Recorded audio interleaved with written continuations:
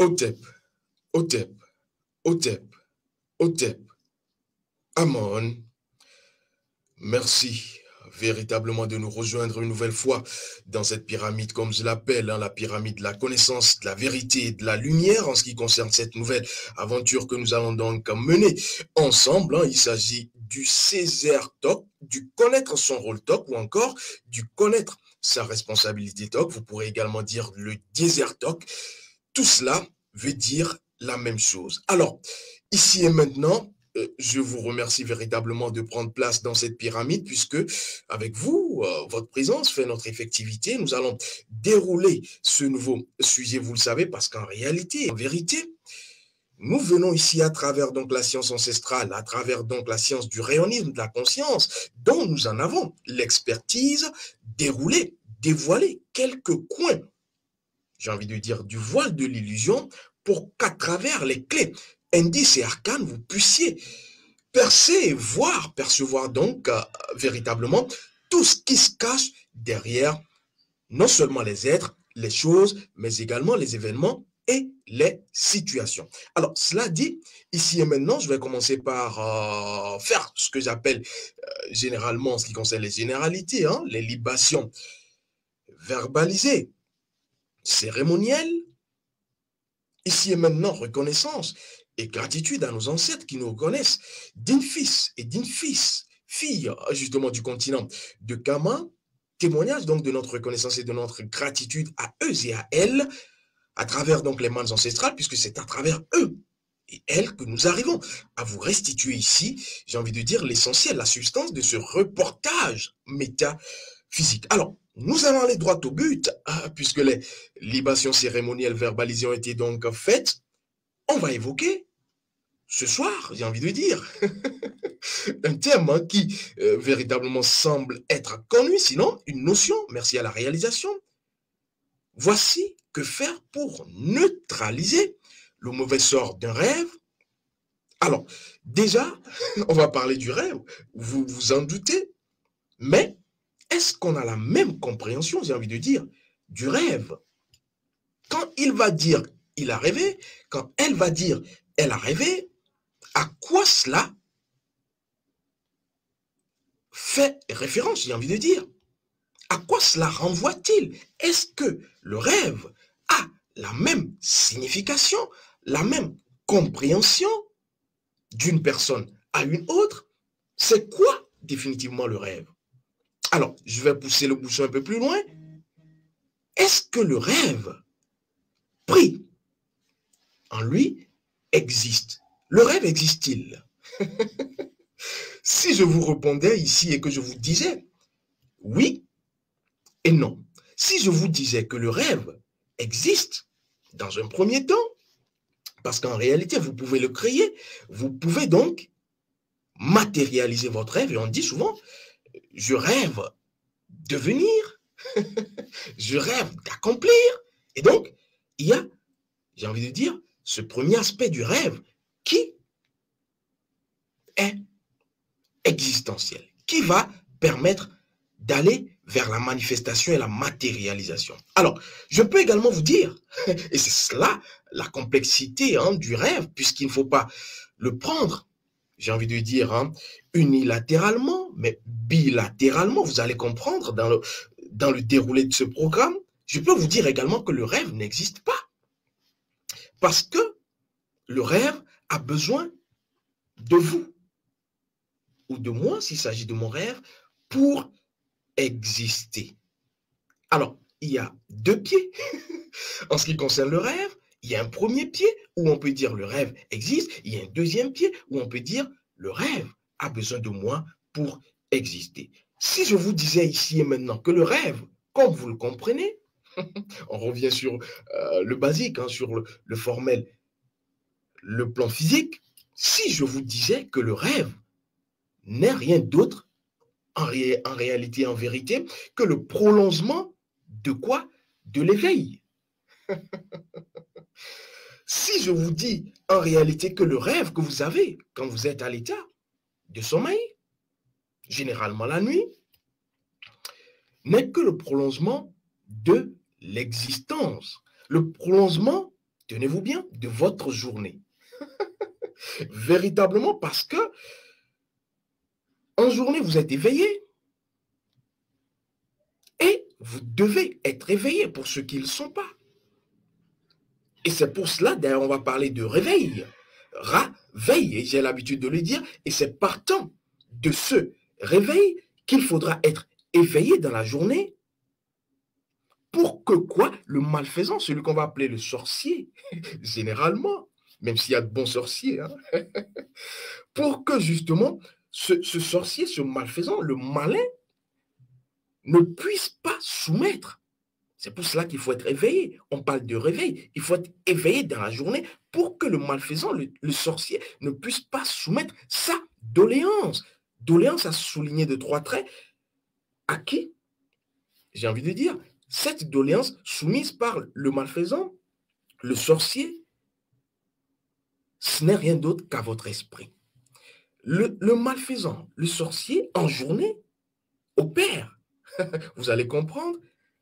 Et fait tout pour soumettre sa doléance à votre esprit. Par l'entremise, j'ai envie de dire, par le truchement de celle qui va donc prendre cette doléance et la soumettre à votre esprit. Celle, pour le moment, je vais mettre un mystère autour et vous allez comprendre dans la suite. C'est pour cela qu'il faudra faire, j'ai envie de dire, attention, en journée surtout, à ne pas manquer de respecter vos principes et vos lois. En ce qui concerne le rayon de vie, mais aussi et surtout le rayon ancestral que j'appelle le deuxième pied. Et vous allez comprendre, parce que manquer, soulignez-le également de 3 traits. Celle qui va soumettre également la doléance du malfaisant, du sorcier, soulignez également celle de 3 traits. Et vous allez comprendre qu'il y a justement une particularité parce que ce n'est qu'à travers le manquement de votre principe ou de vos principes, il y en a 6 pour le rayon de vie, il y en a 6 pour le rayon ancestral. Quand vous manquez un principe, ou 2, ou 3 en même temps, le malfaisant va utiliser cela et faire quoi? Soumettre sa doléance à celle, je dis bien, qui doit retransmettre cela à votre esprit. C'est pour cela que quand je parle de formation, de rayon de vie, de rayon ancestral, ce n'est véritablement pas de la littérature parce que vous le vivez tous les jours, simplement vous n'en êtes pas conscient. Et comme je le dis, les ancêtres, malgré tous les événements, les situations conflictuelles qui vous arrivent, vous ramèneront à la case départ, de gré ou de force. En ce qui concerne donc le gré, vous venez de force, c'est-à-dire vous vous réincarnez et vous reviendrez. Et vous n'avez pas d'option possible à part les ancêtres. C'est pourquoi donc, être j'ai envie de dire, hein, à l'affût. Chercher à connaître ses principes, ses lois est, j'ai envie de dire, primordial, cardinal, parce que c'est ce qui va déclencher, j'ai envie de dire, soit les bonnes choses dans votre vie, soit les mauvaises choses, s'il faut encore parler de bon ou de mauvais. Et donc, le sorcier, le malfaisant, n'exploite que votre faiblesse. Justement, c'est le mot faiblesse, parce qu'en réalité, quand vous êtes dans la méconnaissance de vos principes, vous êtes dans l'ignorance. Et comme je le dis, l'ignorance n'est que cette double flamme. De quoi? De la connaissance ou de la décadence. Tout dépend ou tout dépendra de la flamme que vous aurez allumée sur cette bougie de 2 flammes. Et donc, la méconnaissance de vos principes, c'est-à-dire votre faiblesse, votre ignorance, va être exploitée par le malin qui, vous allez l'appeler le sorcier si vous voulez, hein, qui va faire quoi? Vous présenter des situations, justement, des situations pour que vous tombiez, j'ai envie de dire, pour que vous alliez enfreindre, c'est le mot, enfreindre vos principes, vos lois, et il pourra ainsi vous atteindre. Parce que ce n'est que quand vous foulez au pied, consciemment ou inconsciemment, vous enfreignez vos principes inhérents à votre âme et les principes inhérents, j'ai envie de dire, à vos ancêtres, que le sorcier, le malfaisant, trouve la faille. Et quand vous n'êtes même pas encore dans le non-respect, lui, sachant véritablement, parce qu'il est malin, c'est pourquoi on parle du malin, sachant c'est quoi vos principes, parce qu'il voit, il sonde, il va venir vous présenter le contraire de vos principes en situation existentielle pour que vous réagissiez, pour que vous enfreigniez ces principes et ces lois. Et donc, il trouve quoi? La faille pour pouvoir vous pénétrer. Pénétrer votre interface, non seulement du rayon de vie, mais pénétrer également votre interface en ce qui concerne l'interface spirituelle.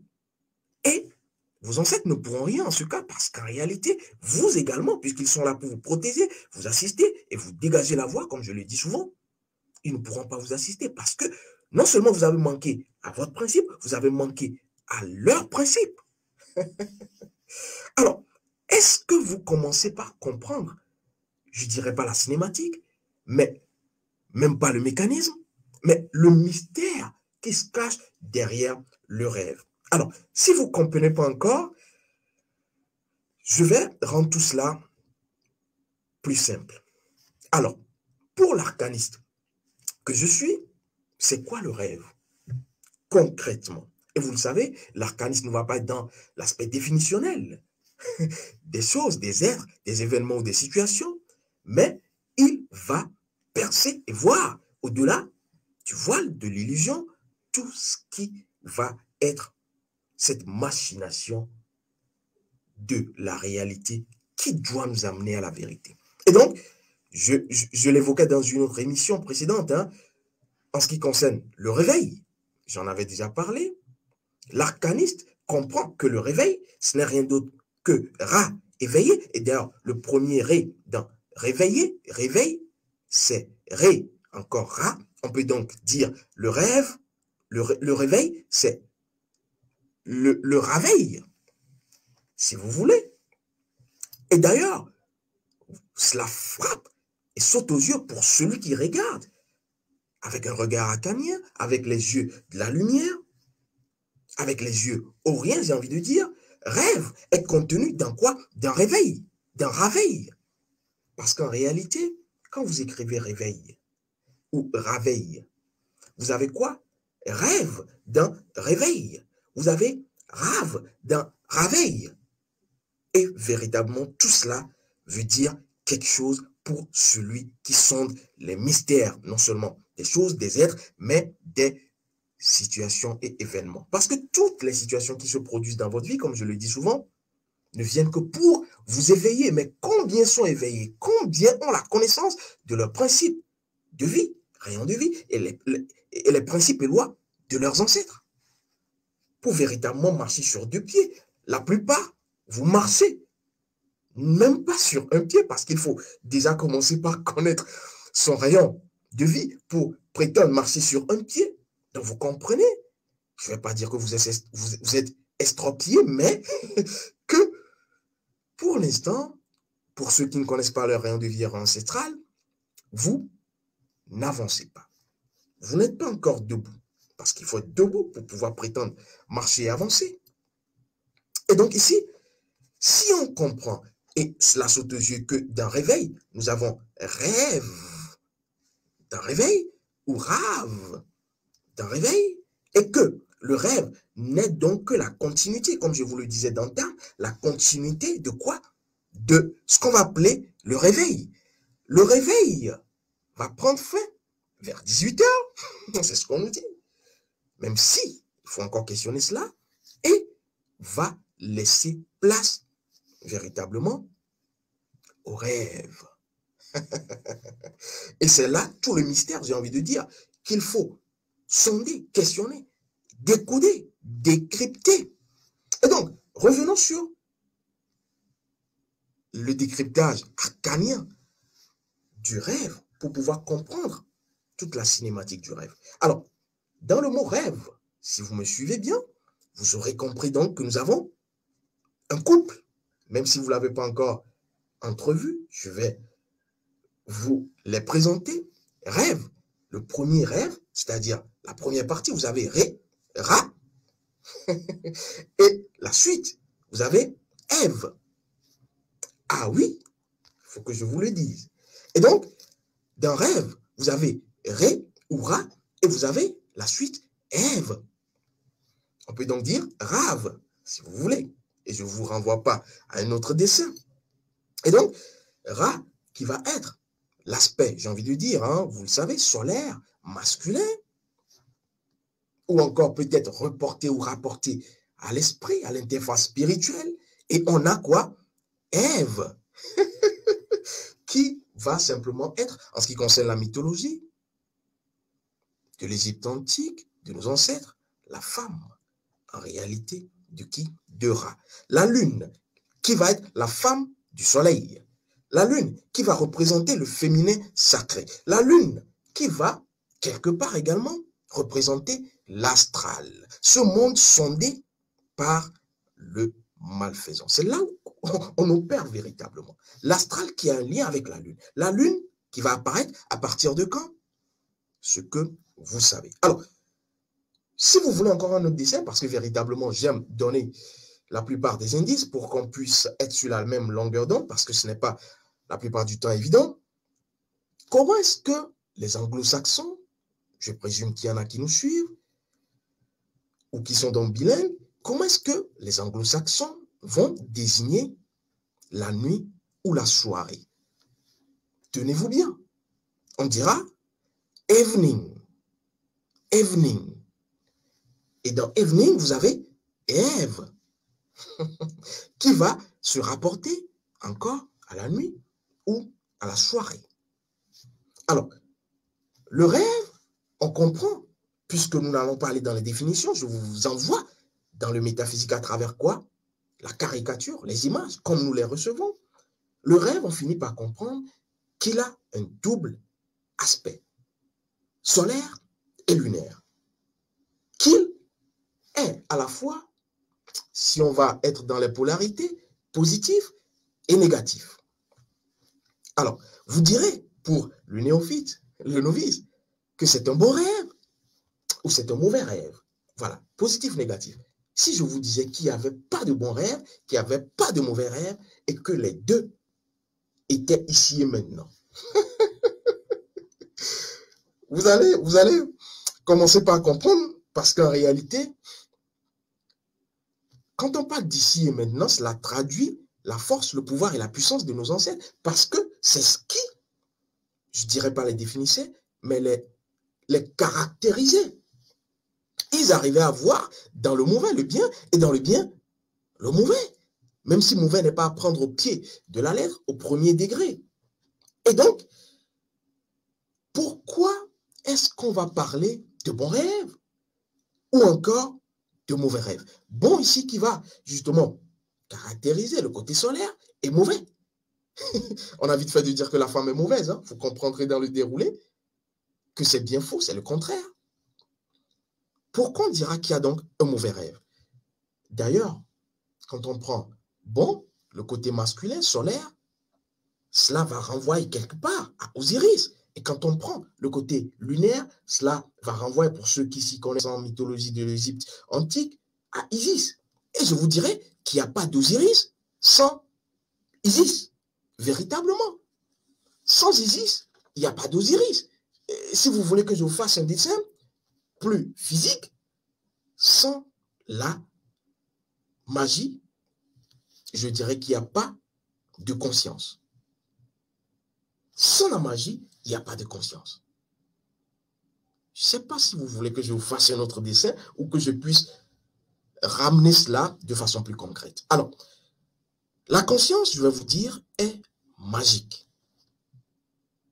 La conscience est d'abord magique. Et la magie, pour être magie, a besoin de quoi? Tenez-vous bien, les magiciens le savent, a besoin de la conscience.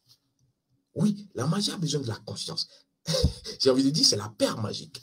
Et donc, le rêve, pour ne pas sortir du sujet, je sais que vous me suivez, le rêve est donc magie. Le rêve est magique. Et d'ailleurs, vous ne comprenez pas. Jusqu'ici, personne ne comprend. Même s'il est, j'ai envie de dire, hein, le regard occidental, toujours a une, je dirais pas solution, mais à des pistes d'exploration, nous fera comprendre la cinématique, véritablement, à travers des philosophies littéraires, comme d'habitude. Le rêve, vous et moi, on se comprend, on sait que c'est véritablement une magie, parce qu'on ne sait pas comment elle opère.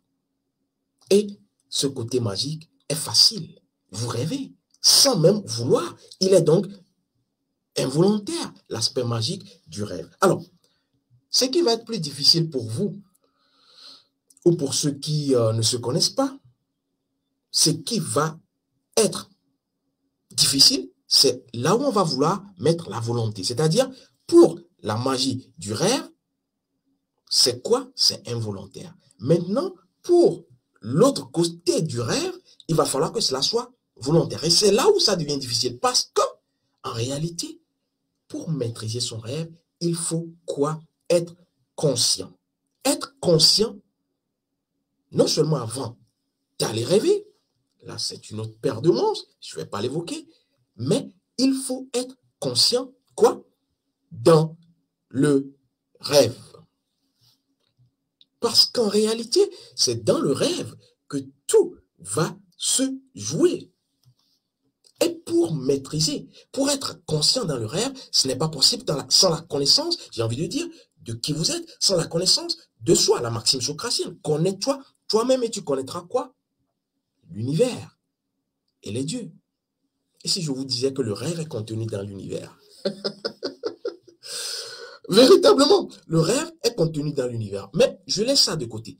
Ici, on comprend donc que sans la connaissance de soi, on ne peut pas être conscient dans le rêve. Et faire quoi? Neutraliser le mauvais sort, le côté malfaisant, malin, négatif, si vous voulez, d'un rêve. Et donc, la connaissance de soi, véritablement, ne peut être ou se manifester sans ce qu'on va appeler la conscience. C'est-à-dire, parce que c'est la connaissance de soi qui conduit à la conscience. Vous êtes donc éveillé. Et cela, véritablement pris dans ce sens, nous explique comment est-ce qu'on va opérer, j'ai envie de dire, la neutralisation, c'est le thème, du mauvais sort, d'un rêve. Ça passe donc par la première étape qui réside et qui demeure, j'ai envie de dire, hein, et qui prend forme à partir de la conscience que vous avez du rêve et de votre état dans le rêve. Parce que vous n'êtes pas que spectateur, vous êtes également acteur dans votre rêve. C'est ce qu'il faut savoir. Mais spectateur, c'est très facile parce que c'est magique. Mais acteur, cela devient difficile parce que ce n'est pas conscient. Et c'est ce qu'on va chercher à faire. Donc la première étape pour neutraliser un mauvais sort dans le rêve, c'est d'être conscient. Alors, on vous parlera, hein, beaucoup ont fait, j'ai pas envie de dire des théories là-dessus, on vous parlera de voyage astral par-ci, qui n'est rien d'autre selon ce qu'ils disent. Et elles disent que le voyage hors du corps, mais en réalité, j'ai envie de dire, qui ne voyage pas hors du corps? C'est encore un autre mensonge scientifique cette fois-ci, servi dans le plat de l'ignorance de ceux et celles qui sont dans, j'ai envie de dire, la spiritualité intellectuelle. C'est pour cela que je dis, vous devrez quitter les prêt-à-porter, les cosmétiques religieuses pour aller dans la chirurgie, la précision ancestrale. Et donc, j'ai envie de dire, le voyage hors du corps, le voyage astral, on n'a pas besoin d'un diplôme véritablement pour le faire. Nous le faisons tous les jours. Et c'est facile pour tous, d'ailleurs. Mais ce qui est plus important que le voyage astral, c'est le voyage, parce que le voyage astral a tout à voir avec Isis. Et je vous dis, dans le rêve, il y a ce côté isiaque, Isis, lunaire, véritablement féminin sacré. Et il y a l'autre côté, l'aspect solaire. C'est ce que vous devriez maîtriser. Et donc, on laisse de côté le voyage astral. Allons questionner ce que je vais appeler le voyage conscient. C'est là où la difficulté va paraître. Même si ce n'est qu'une illusion en réalité, ce n'est qu'éphémère. Parce que le voyage conscient, c'est voyager véritablement étant dans le corps. C'est être ici, mais voyager sans s'endormir. C'est ce qui est difficile pour tous, mais c'est ce qui vous permettra également de neutraliser le mauvais sort d'un rêve. Est-ce que vous êtes endormi? On peut être éveillé, ouvrir les yeux et s'endormir. Hein? Véritablement, ne vous leurrez pas. On peut être éveillé, mais être endormi. Et donc, la question que je vais vous poser et que je me pose en même temps, est-ce que nous sommes éveillés ou nous sommes endormis? Nous sommes éveillés étant éveillés ou nous sommes endormis étant éveillés? C'est là toute la magie consciente et toute la conscience de la magie qu'il faudra éveiller. Et donc, la mythologie de l'Égypte antique, comme je vous le disais, tout cela a quelque chose à voir avec Osiris, qui en réalité ne représente que ce qu'ils appellent encore le rayon ancestral. Vous comprendrez. Et quoi? Isis, qui a tout à voir avec l'âme, qui renvoie à votre rayon de vie. Les deux vont former le rêve, soit éveillé, soit endormi. Et c'est là où il y aura le mauvais sort. Et donc, la maîtrise, j'ai envie de dire, de votre Isis et la maîtrise de votre Osiris, qui n'est rien d'autre que la conscience, Isis qui n'est rien d'autre que la magie, va simplement vous permettre de ne plus être, j'ai envie de dire, des spectateurs inertes. Il faut que j'ajoute ce mot parce que spectateur, on pense des fois même que le spectateur est actif.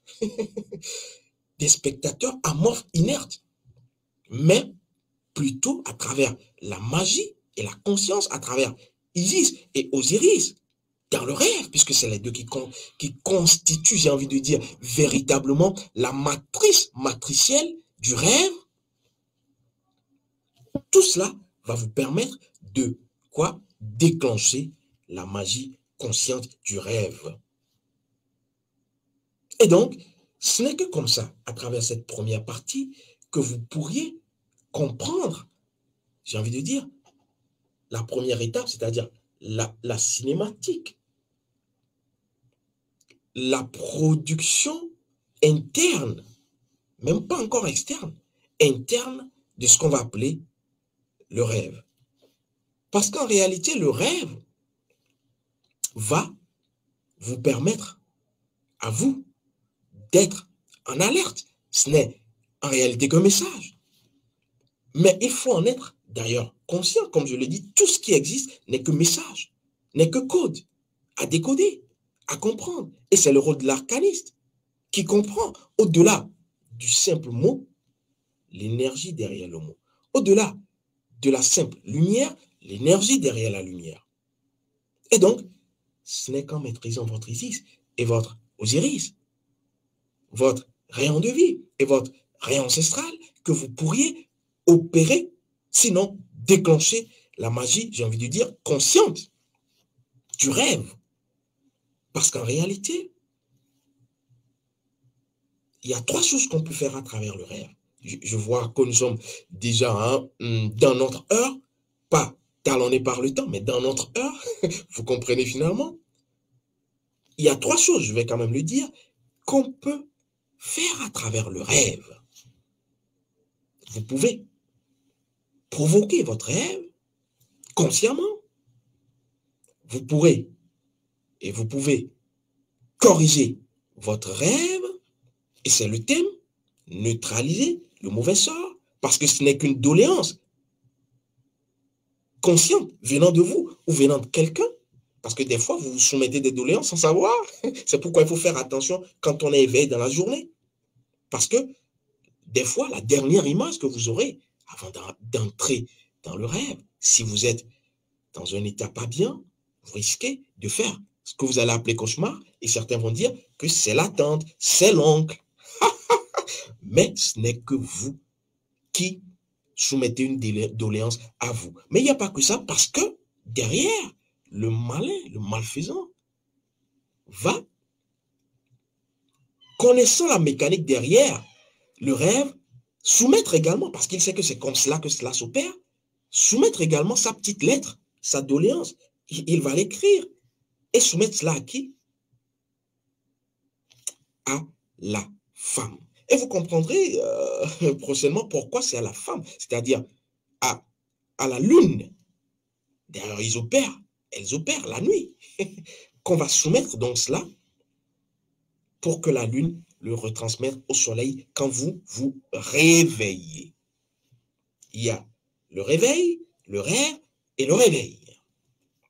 Et donc, cette deuxième chose ou aspect, ce deuxième aspect en ce qui concerne donc le rêve va vous permettre de corriger votre rêve, de neutraliser si c'était le cas, c'est-à-dire une autre personne qui vous envoie donc justement, j'ai envie de dire, sa doléance négative, malsaine, nocive, de pouvoir corriger cela. Alors, la troisième chose que vous pourriez faire avec le rêve encore, parce que c'est un outil métaphysique, ô combien important. La troisième chose, c'est de pouvoir faire quoi?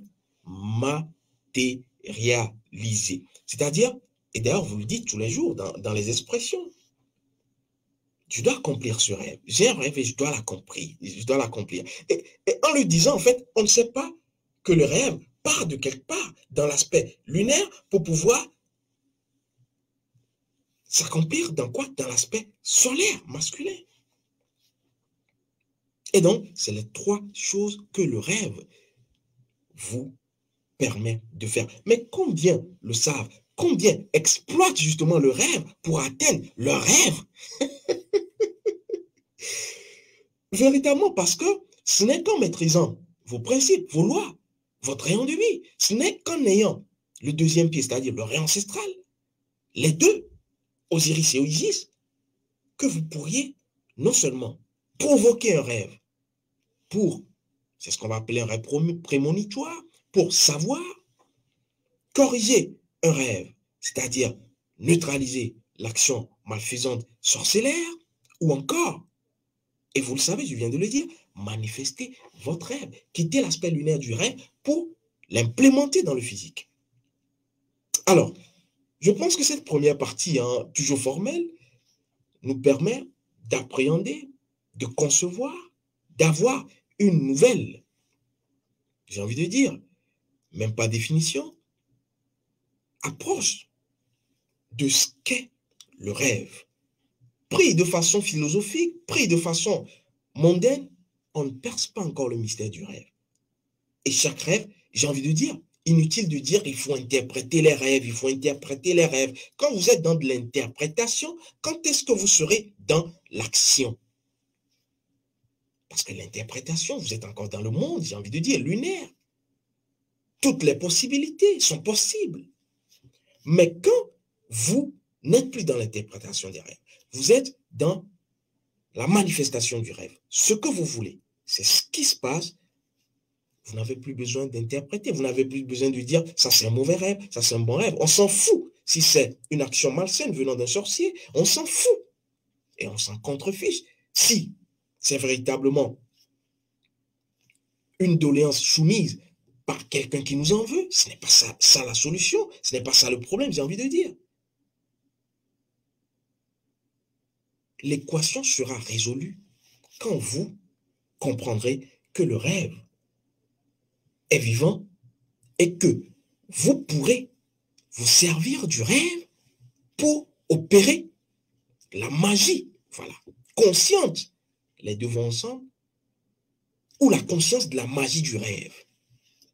Et donc, cela ne passe que par la connaissance de vous-même, parce que c'est vous qui allez agir sur vous pour déclencher cette magie. C'est pour cela que je dis les prêt-à-porter religieux, les cosmétiques religieuses, les prêt-à-porter spirituels 2.0, parce qu'il y a toute une nouvelle multitude de personnes spirituelles qui, justement, hein, servent, j'ai envie de dire, la copie pâle scientifique de la religion, avec des rituels et cérémonies véritablement d'ensemble.